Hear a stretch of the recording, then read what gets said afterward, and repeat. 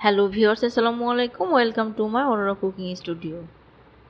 আজ আপনাদের সামনে নিয়ে এসেছি গরমের প্রশান্তি দারুণ মজাদার চকলেট আইসক্রিমের রেসিপি নিয়ে, যেটা কিনা আমি তৈরি করেছি উইদাউট চকলেট, বাট এটার টেস্ট হয়েছে এক কথায় মার্ভেলাস।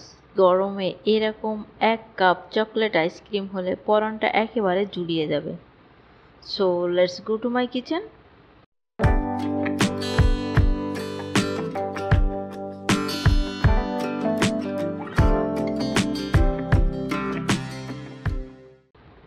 আজ আমি এই চকলেট আইসক্রিমটা তৈরির জন্য প্রথমে চকলেট সিরাপটা তৈরি করে নিব।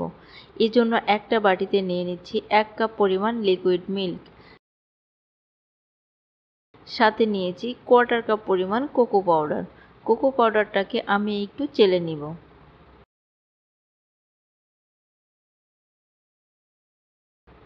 এরপর এখানে অ্যাড করছি 1/4 কাপ পরিমাণ সুগার।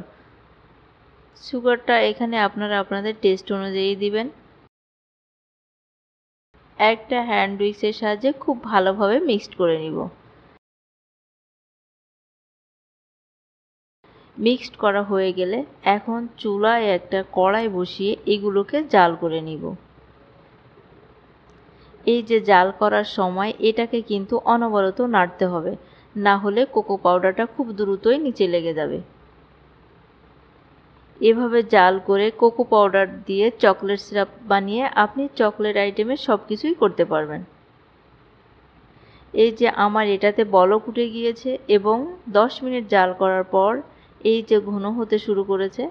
সিরাপটাকে আমি এই রকম কনসিস্টেন্সিতে নামিয়ে নিব, কারণ এটা ঠান্ডা হওয়ার পর আরও বেশ কিছুটা ঘন হয়ে যাবে।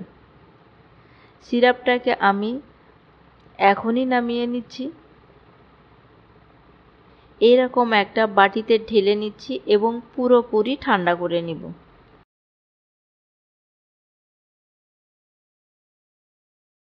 সিরাপটা ঠান্ডা হয়ে গেলে এখন আমি একটা বাটিতে নিয়ে নিচ্ছি 1/2 কাপ পরিমাণ হুইপ ক্রিম। এই হুইপ ক্রিমটাকে আমি একটা ইলেকট্রিক বিটারের সাহায্যে বিট করে নিব। এটা ফোম হতে আমার 7 থেকে 8 মিনিট সময় লাগবে। প্রথমে 2-1 মিনিট বিট করার পর এটাকে কিন্তু বেশ পাতলা দেখাবে। এটা দেখে ঘাবড়াবার কিছুই নেই। আরও বিট করতে থাকলে অটোমেটিক্যালি এটা ফোম তৈরি হবে।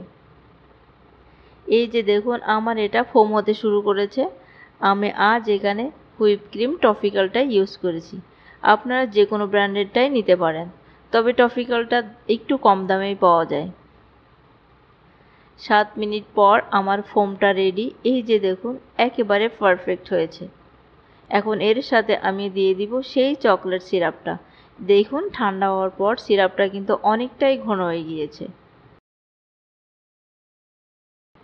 এখন আমি বিটারের সাহায্যে চকলেট সিরাপ ও ফোম দুইটাকে আবারও কিছুক্ষণ বিট করে নিব, তাহলে ইভেনলি এটা মিক্সড হয়ে যাবে।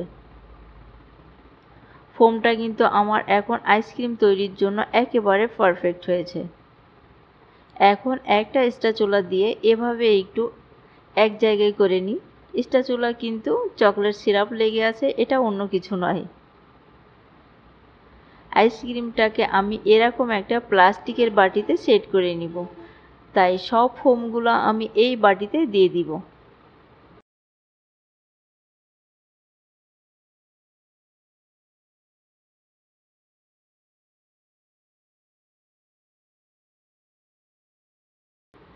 সবগুলা ফোম দেওয়া হয়ে গেলে স্প্যাচুলা দিয়ে এভাবে একটু চারি সাইড সমান করে নিব।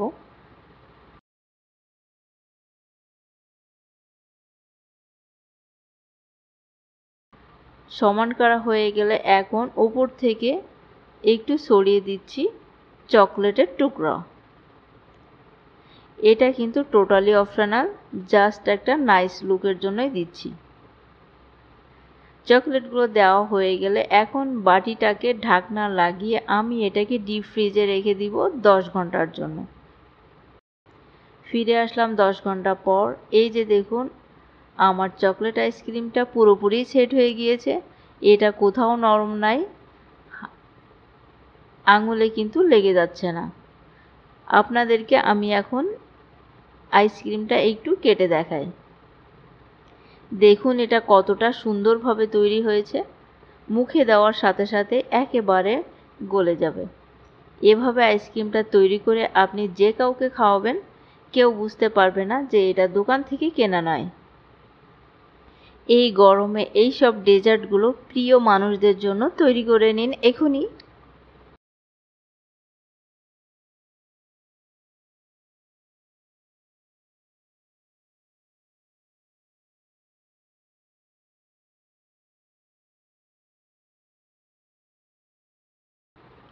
এখন এই বাটিতে কেটে রাখা আইসক্রিমগুলোর উপর আমি দিয়ে দিচ্ছি আবারও একটু চকলেটের টুকরা, আইসক্রিমটাকে সুন্দর দেখানোর জন্য।